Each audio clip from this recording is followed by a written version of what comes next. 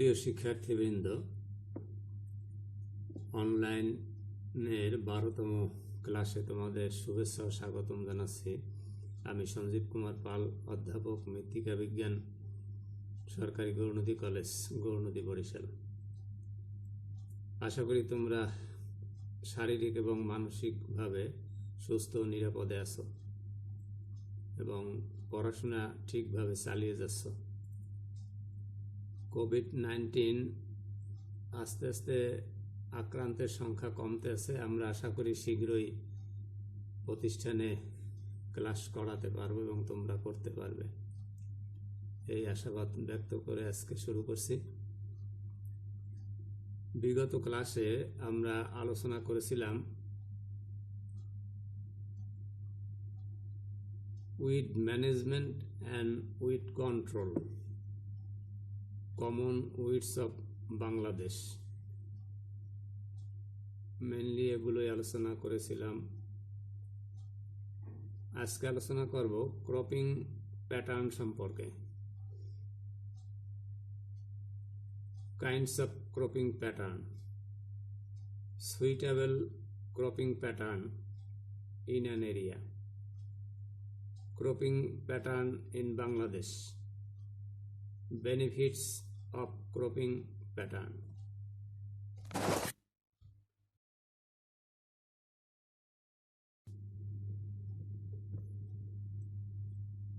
Cropping pattern and kinds of cropping pattern.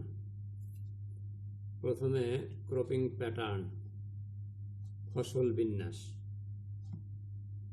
কোনো নির্দিষ্ট এলাকায় বা জমিতে শস্য উৎপাদনের জন্য যে বার্ষিক পর্যায়ক্রম অনুসরণ করা হয় তাকে ওই এলাকার বা জমির ফসল বিন্যাস বলে। অন্যভাবে বলা যায়, কোনো একটি নির্দিষ্ট এলাকায় বা জমিতে এক বছর সময়ের মধ্যে জমির প্রকৃতি বিবেচনা করে সুবিধা অনুযায়ী একের পর এক কিংবা একই সাথে চাষ করা ফসলের ক্রমকে ফসল বিন্যাস বলে।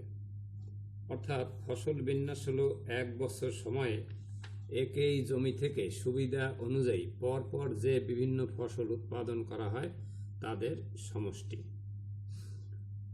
কোনো এলাকার জলবায়ু এবং মৃত্তিকার গুণাবলীর সাপেক্ষে যেসব শস্য সবচেয়ে বেশি ফলন দেবে সেগুলোর সমন্বয়ে উক্ত স্থানের শস্য বিন্যাস তৈরি করা হয়। কোন শস্যের পর কোন শস্যের চাষ করা হবে তাও মোটামুটি শস্য বিন্যাসের অন্তর্ভুক্ত থাকে। সংক্ষেপে কোনো স্থানে প্রচলিত শস্য পরম্পরাকে বলা হয় শস্য বিন্যাস। যেমন কোনো এলাকায় প্রতি বছর ফসল উৎপাদনের জন্য নিম্নরূপ ধারা যদি আমরা লক্ষ্য করি তাহলে দেখতে পাবো রবি মৌসুম। এই রবি মৌসুমে খেসারি, মুগ ডাল, সরিষা, গোলা আলু ইত্যাদি চাষ করা হয়। খরিফ এক মৌসুমে দেশি পাট, ভুট্টা। খরিফ 2 মৌসুমে রোপা আমন। সুতরাং উক্ত এলাকায় শস্য উৎপাদনের বার্ষিক অনুক্রম যদি করি তাহলে সেটা দাঁড়ায় সরিষা, দেশি পাট, রোপা আমন, অথবা খেসারি, দেশি পাট, রোপা আমন, অথবা গোলা আলু, ভুট্টা, রোপা আমন। তাই এ ধারাই হলো উক্ত এলাকার শস্য বিন্যাস। এবার ফসল বিন্যাসের প্রকারভেদ, কাইন্ডস অফ ক্রপিং প্যাটার্ন। কোন জমির উর্বরতা, সেচ ব্যবস্থা, প্লাবন সম্ভাব্যতা ইত্যাদির উপর নির্ভর করে উক্ত জমিতে বছরে কতটি ফসল চাষ করা যায় তার ভিত্তিতে ফসল বিন্যাসের শ্রেণীবিভাগ করা হয়। অর্থাৎ নিবিড়তার ভিত্তিতে ফসল বিন্যাসকে 3 ভাগে ভাগ করা যায়। যেমন 1 ফসলি বিন্যাস, 2 ফসলি বিন্যাস, 3 ফসলি বিন্যাস। 1 ফসলি বিন্যাস, সিঙ্গেল ক্রপ। কোনো জমি সারা বছর একটি মাত্র ফসলের উপযোগী হলে, অর্থাৎ একটি মাত্র ফসলের চাষ করা হলে তাকে 1 ফসলি বিন্যাস বলা হয়। বাংলাদেশের চলন বিল, ফরিদপুরের হাশেম দিয়ার বিল, সিলেটের হাওর অঞ্চল ইত্যাদি বেশ কিছু অঞ্চলে কেবলমাত্র শুষ্ক মৌসুমে বোরো ধান বা বোনা আমন বা জলি আমন ধান চাষ করা সম্ভব হয়। বাকি সময়টা বর্ষা, ঝিল বা নদীর পানিতে প্লাবিত থাকে। তাছাড়া নদীর বুকে যে সকল চর পড়ে সেখানেও এক ফসলি বিন্যাস পদ্ধতি অবলম্বন করা হয়। দুই ফসলি বিন্যাস, ডাবল ক্রপ। বাংলাদেশের দুটি শস্য ঋতু আছে, একটি রবি ঋতু, অন্যটি খরিফ ঋতু। বাংলাদেশের অনেক জায়গায় এ দুটি ঋতুতে একটি করে মাত্র দুটি ফসলের চাষ করা সম্ভব হয়। এ জায়গাগুলো সাধারণত মাঝারি উঁচু থেকে মাঝারি নিচু হয়ে থাকে। এ সকল এলাকায় মাত্র দুটি ফসলের চাষ করা যায় বলে এ পদ্ধতিকে দুই ফসলি বিন্যাস বলা হয়। এ পদ্ধতি এদেশের অধিকাংশ জমিতে অনুসৃত হয়। সাধারণভাবে এ সকল এলাকায় আউশ ধান ও রোপা আমন ধান বা আমন ধান ও আলু বা আউশ ধান ও তোষা পাট চাষ করা হয়। তিন ফসলি বিন্যাস, ট্রিপল ক্রপ। বাংলাদেশের বেশিরভাগ জমি সমতল। এ সকল এলাকায় বছরে তিনটি ফসল জন্মানো হয়ে থাকে।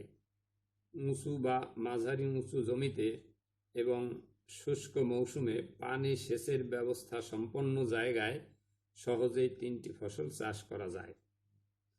তিনটি ফসলের চাষ করা যায় বলে একে তিন ফসলি বিন্যাস বলা হয়।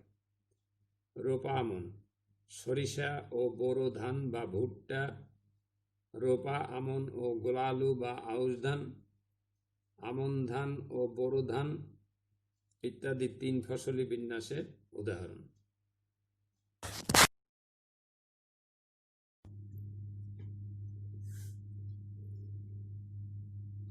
The points to be considered to develop suitable cropping pattern in an area. অর্থাৎ একটি এলাকার উপযোগী শস্য বিন্যাস নির্বাচন করার জন্য যে বিষয়গুলি আমরা বিবেচনা করে থাকি। কোনো একটি এলাকার উপযোগী শস্য বিন্যাস নির্বাচন করার সময় যে বিষয়গুলি বিবেচনা করা প্রয়োজন তা হল জলবায়ু সংক্রান্ত উপাদান। যেমন এর মধ্যে রয়েছে বায়ুমণ্ডলের তাপমাত্রা, বার্ষিক বৃষ্টিপাত, দিনের দৈর্ঘ্য বা দিবসকাল, বায়ুমণ্ডলীয় আপেক্ষিক আর্দ্রতা ইত্যাদি। বায়ুমণ্ডলের জলবায়ু সংক্রান্ত উপাদান। জলবায়ু ফসলের অভিযোজন নিয়ন্ত্রণ করায় এর বিভিন্ন উপাদান শস্য বিন্যাসকে প্রভাবিত করে। এদের মধ্যে যে বিষয়গুলো উল্লেখযোগ্য তা হল যেমন বায়ুমণ্ডলের তাপমাত্রা। এক এক এলাকায় এক এক ধরনের বায়ুমণ্ডলীয় তাপমাত্রা বিরাজ করে। তাপমাত্রার এই বিভিন্নতার কারণে ভিন্ন ভিন্ন এলাকায় ভিন্ন ভিন্ন প্রকৃতির শস্য বিন্যাস গড়ে উঠেছে। যেমন চিনি উৎপাদনে শীত প্রধান দেশে সুগার বিট এবং উষ্ণ অঞ্চলে আখ চাষ হয়। ভূমধ্যসাগরীয় অঞ্চলে আপেল, আঙ্গুর, বেদানা, নাশপাতি প্রভৃতি এবং বাংলাদেশে কাঁঠাল, লিচু, কলা প্রভৃতি ফলের চাষাবাদ হয়। এমনকি তাপমাত্রার জন্য শস্য বিন্যাস প্রভাবিত হচ্ছে। যেমন গ্রীষ্মকালে উচ্চ তাপমাত্রার ফলে ওই সময় পাট এবং রবি মৌসুমে গম চাষ হয়। বার্ষিক বৃষ্টিপাত। বার্ষিক বৃষ্টিপাতের পরিমাণ ও প্রকৃতি শস্য বিন্যাসকে প্রভাবিত করে। যেমন বিশ্বের সর্বোচ্চ বৃষ্টিপাতযুক্ত স্থান ভারতের চেরাপুঞ্জিতে চা এবং উষ্ণ ও অবউষ্ণ অঞ্চলে বার্লি, ছোলা প্রভৃতি খরা সহনশীল ফসল আবাদ হচ্ছে। আমাদের দেশে বার্ষিক বৃষ্টিপাতের পরিমাণ ও প্রকৃতিকে কেন্দ্র করে নিজস্ব শস্য বিন্যাস গড়ে উঠেছে। যেমন বৃষ্টিবহুল সিলেটে চা এবং খরিফ মৌসুমে পর্যাপ্ত বৃষ্টিপাতকে কেন্দ্র করে প্রায় সারা দেশেই বৃষ্টি নির্ভর রোপা আমন ধানের চাষ হয়। দিনের দৈর্ঘ্য বা দিবসকাল। বিষুবীয় এলাকায় সারা বছরেই দিবসকাল 12 ঘন্টা থেকে ছোট বড় হয় না, কিন্তু মেরু অঞ্চলের দিকে এই দৈর্ঘ্য 0 থেকে 24 ঘন্টা পর্যন্ত হয়। দিবসকাল শস্য বিন্যাসকে প্রভাবিত করে। যেমন এদেশে খরিফ মৌসুমের পর ক্রমান্বয়ে দিবসকাল হ্রাস পাওয়ায় ওই মৌসুমেই ছোট দিবস বা কম আলো নির্ভর আমন ধান চাষ করা হয়। অপরদিকে বেশি আলো নির্ভর কোনো ফসলেই নিরক্ষীয় অঞ্চলে চাষ করা যাবে না। আবার এদেশে পেঁয়াজ চাষ করার জন্য কেবল রবি মৌসুমেই চারা রোপণ করতে হয়, কারণ দিবসকাল দীর্ঘ হলে পেঁয়াজের কন্দ উৎপাদন ভালো হয় না। বায়ুমণ্ডলীয় আপেক্ষিক আর্দ্রতা। এক এক স্থানে এক এক পরিমাণ আর্দ্রতা থাকে এবং এর দ্বারা শস্য বিন্যাস প্রভাবিত হয়। যেমন সারা বছর পর্যাপ্ত পাতা উৎপাদনে প্রয়োজনীয় উচ্চ আর্দ্রতা বিরাজ করায় সিলেটে চা জাতীয় শস্য বিন্যাস গড়ে উঠেছে। এরপরে মৃত্তিকা সংক্রান্ত উপাদান, এডাফিক ফ্যাক্টরস অফ সয়েল। মৃত্তিকা সংক্রান্ত বিভিন্ন উপাদান ফসলের শস্য অভিযোজন প্রভাবিত করায় শস্য বিন্যাসও প্রভাবিত হয়। মৃত্তিকা সংক্রান্ত বিভিন্ন উপাদানের মধ্যে প্রধানগুলো হলো: ভূমির বন্ধুরতা। সমুদ্রপৃষ্ঠ থেকে কোনো স্থান যত উঁচু হবে তাপমাত্রা সেই অনুপাতে কমতে থাকবে, এতে শস্য বিন্যাসও প্রভাবিত হয়। উঁচু জমিতে বর্ষা মৌসুমে পানি ওঠে না, সেখানে বিভিন্ন ফসলের চাষ হয়। আবার নিচু জমিতে পানি জমে থাকে বিধায় সেখানে চাষাবাদে অসুবিধা হয়। আবার শুকনো মৌসুমে শুকনো অথচ পূর্ণ বর্ষার 10 মিটারের মতো পানি থাকে, এরূপ নিচু জমিতে বোনা বা জলি আমন চাষ হয়। অন্যদিকে শুকনো মৌসুমে কম পানি থাকে এমন জমিতে কেবল বোরো ধান চাষ হয়। বুনট, পানি ধারণ ক্ষমতা, আন্তঃনিষ্কাশন, মূলের বিস্তার প্রভৃতি নিয়ন্ত্রণের মাধ্যমে বুনট শস্য চাষ নমুনাকে প্রভাবিত করে। বাংলাদেশের উত্তরাঞ্চলে হালকা এবং দক্ষিণাঞ্চলে ভারী বুনটের মৃত্তিকা পাওয়া যায়। এই সকল বুনট এদেশের শস্য বিন্যাসকে বেশ প্রভাবিত করে। যেমন বিভিন্ন চরাঞ্চলের হালকা বুনটের মৃত্তিকায় মিষ্টি আলু, তরমুজ, চীনাবাদাম, আদা, আলু প্রভৃতি চাষ হয়। অন্যদিকে এ ধরনের মৃত্তিকায় পানি দাঁড়িয়ে থাকে না বিধায় রোপা আমন ধানের চাষ হয় না। অপরদিকে ভারী বুনটের মৃত্তিকায় এ সুবিধা থাকায় সেখানে রোপা আমন ধানের চাষ সহজ হওয়ায় সে অনুযায়ী শস্য বিন্যাস গড়ে উঠেছে। ভূনিম্নস্থ পানির স্তর। গভীরমূলী বৃক্ষজাতীয় ফসলের জন্য ভূগর্ভস্থ পানির স্তর বেশ নিচু হওয়া প্রয়োজন। রাজশাহী অঞ্চলের আম উৎপন্ন হওয়ার বিভিন্ন কারণের মধ্যে এটি একটি কারণ। অপরদিকে জোয়ার ভাটার ফলে ওই স্তর সবসময় উপরে থাকায় সামুদ্রিক এলাকায় নারিকেল জাতীয় অগভীর গুচ্ছমূলী ফসল ভালো জন্মে। পিএইচ মান। মৃত্তিকার পিএইচ মান দ্বারাও শস্য বিন্যাস প্রভাবিত হয়। যেমন অম্ল মৃত্তিকা পছন্দকারী চা সিলেটে ভালো জন্মে, অন্যদিকে সামুদ্রিক এলাকায় ক্ষার বা লোনা মৃত্তিকায় নারিকেল চাষ ভালো হয়। লবণাক্ততা। বিভিন্ন ফসল বিভিন্ন মাত্রায় লবণাক্ততা সহ্য করতে পারে। লবণাক্ত এলাকায় বিশেষ করে সমুদ্র উপকূলবর্তী অঞ্চলে লবণ সহনশীল ফসল চাষ হয়। অপরদিকে লবণমুক্ত মৃত্তিকায় সব ধরনের ফসলেরই চাষ হয়। লবণাক্ততার পরিমাণ খুব বেশি হলে সেখানে কোনো ফসলেই জন্মানো যায় না। বর্ষা মৌসুমে পর্যাপ্ত পানি থাকায় লবণাক্ততার পরিমাণ কমে আসে, তখন অনেক ফসলের চাষাবাদ করা যায়। মৃত্তিকা রস বা পানি। শুকনো মৌসুমে মৃত্তিকায় রসের অভাব এদেশে অনেক জমি অনাবাদি পড়ে থাকে। মৃত্তিকায় উপযুক্ত উচ্চতার জলাবদ্ধতা বা অল্প পানি থাকলেও রোপা আমন ধান চাষ করা যায়, নতুবা নয়। আবার পানির উচ্চতা একটু বেশি হলেই সেখানে বেটে জাতের ধান লাগানো যায় না, কিন্তু স্থানীয় বা লম্বা জাতের ধান লাগানো যায়। আর পানি বেশি হলে কেবলমাত্র জলি আমন ধান চাষ করা যেতে পারে, যেমন ইরি ধানের জন্য পানি দিতে হয়। অর্থনৈতিক ও সামাজিক উপাদান। জলবায়ু ও মৃত্তিকাগত উপাদান দ্বারা অভিযোজিত হওয়ার পরও একটি এলাকায় কোনো ফসল গ্রহণযোগ্য হবে কিনা তা সে এলাকার আর্থসামাজিক উপাদান সমূহ দ্বারা নিয়ন্ত্রিত হয়। নানাবিধ উপাদানের মধ্যে বিশেষগুলো হলো কৃষকের আর্থিক অবস্থা। এক এক ফসল চাষে এক এক রকম ব্যয় হয়। কৃষক দরিদ্র হলে কম ব্যয়বহুল এবং ধনী হলে বেশি ব্যয়বহুল ফসল যেমন কলা, আখ, বিভিন্ন রকম সবজি প্রভৃতি চাষ করতে উৎসাহিত হয়, ফলে শস্য বিন্যাসও প্রভাবিত হয়। বাজার সুবিধা: চিনিকলের কাছে আখ, পাটকলের কাছে পাট, তেলের কাছে তৈলবীজ ও শহরের নিকটবর্তী অঞ্চলে বাজারজাতকরণের সুবিধার জন্য শাকসবজি চাষ হয়। বাজার দর: যখন কোনো শস্যের দাম বেশি থাকে তখন কৃষকেরা সেটা চাষে আগ্রহী হয় এবং এই কারণে শস্য বিন্যাস পরিবর্তিত হয়। যেমন পাটের বাজার দর নিম্ন থাকায় বর্তমানে কৃষকেরা তা চাষে অনীহা প্রকাশ করছে।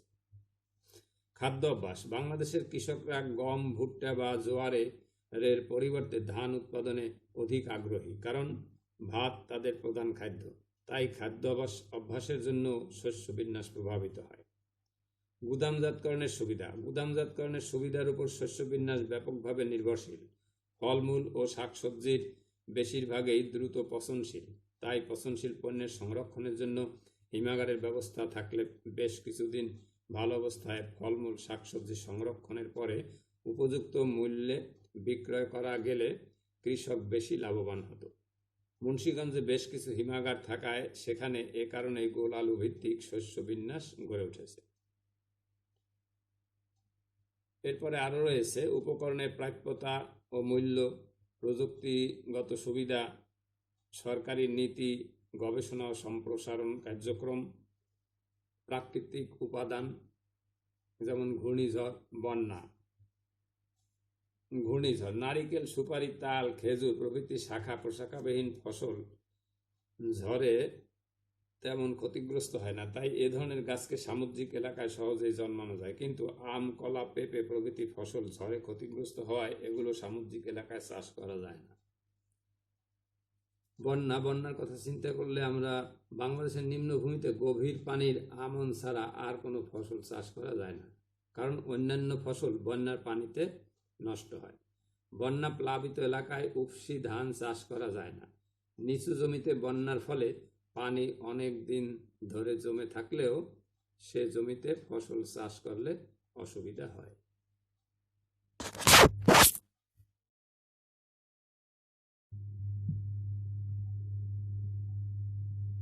এবার ক্রপিং প্যাটার্ন ইন বাংলাদেশ, বাংলাদেশের শস্য বিন্যাস। বাংলাদেশের শস্য উৎপাদনের ধাঁচ বা শস্য বিন্যাস বিভিন্ন অঞ্চলে পানি সরবরাহ, মৃত্তিকা ও পারিপার্শ্বিক অবস্থার উপর একান্তভাবে নির্ভরশীল। তবে সাম্প্রতিককালে অধিক ফলনশীল শস্য জাতসমূহ উদ্ভাবিত হওয়ায় এদের চাষের জন্য শস্য বিন্যাস পরিবর্তন করা হচ্ছে। মৌসুমি প্লাবনের উপর ভিত্তি করে কোন ধরনের খরিফ শস্য চাষ করতে হবে তার উপর, যেমন রোপা আমন, গভীর পানিতে জন্মানো আমন, মৌসুমি বনের স্থায়িত্ব ইত্যাদির উপর আংশিকভাবে নির্ভর করে বন্যার পানি চলে যাওয়ার পর কোন ধরনের রবি শস্য জন্মানো যেতে পারে। নতুন নতুন শস্য জাত বা শস্যের মধ্যে বিশেষভাবে উল্লেখযোগ্য হচ্ছে ইরি ধান, গম, তুলা, সয়াবিন, সুগার বিট ইত্যাদি।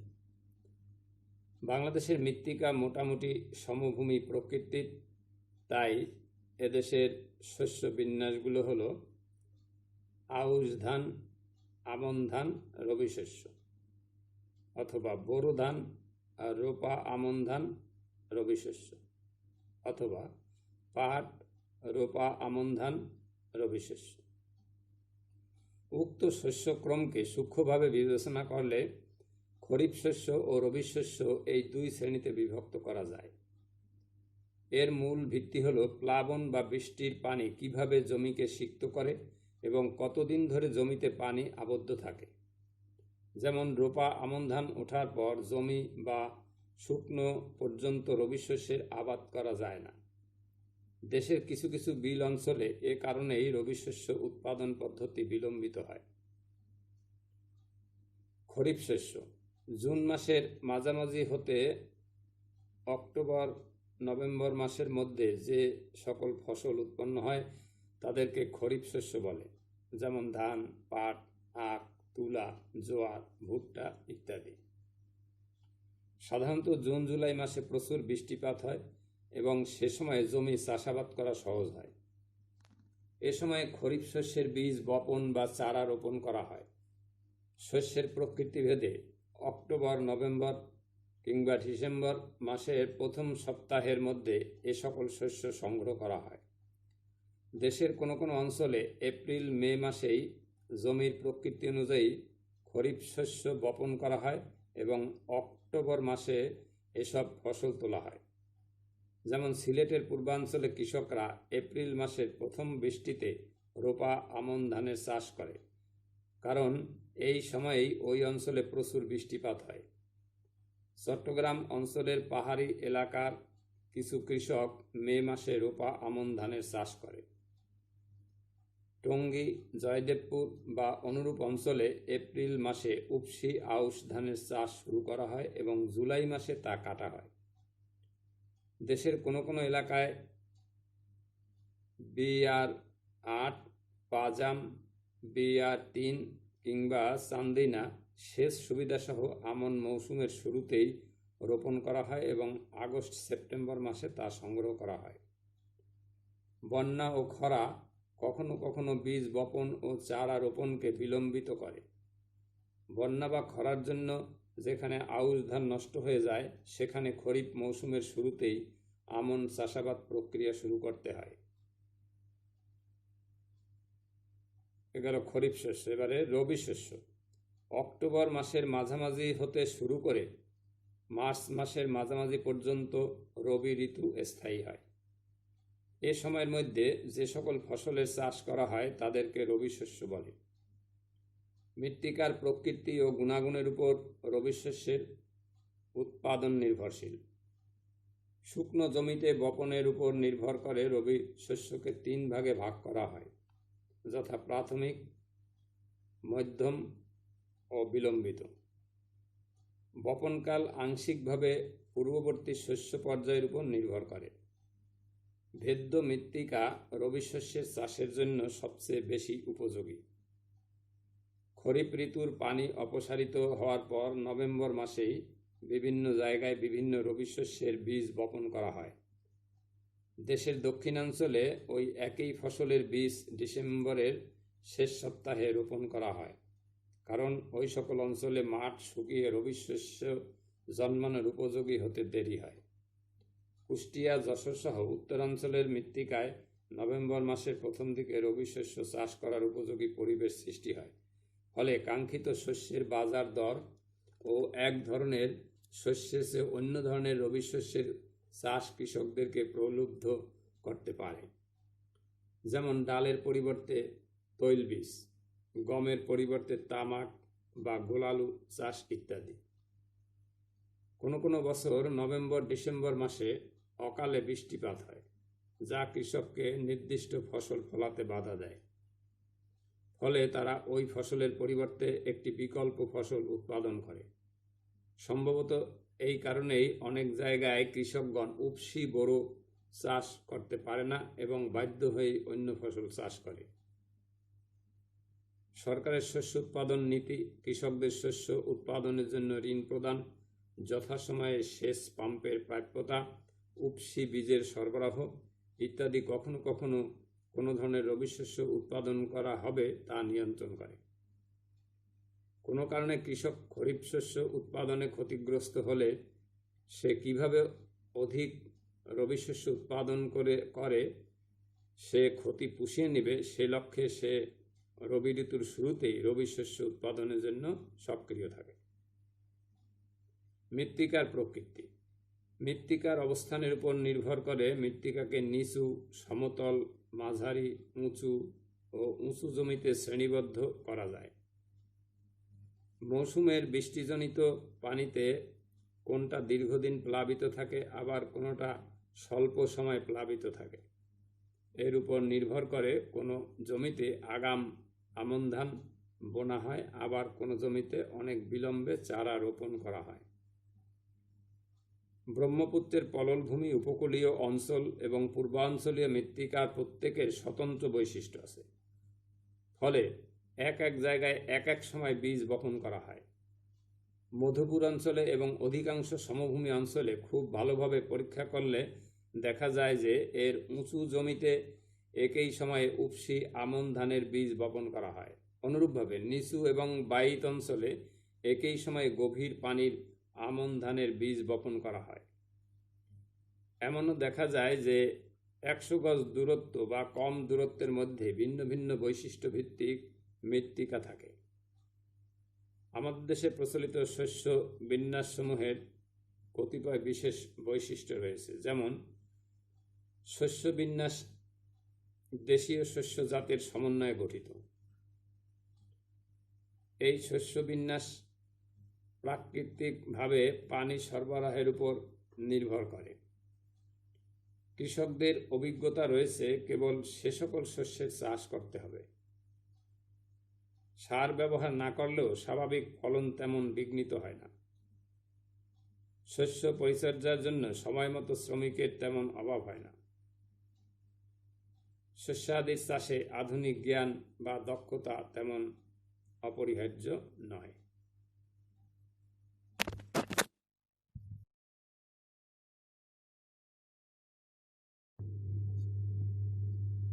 Benefits or importance of cropping pattern.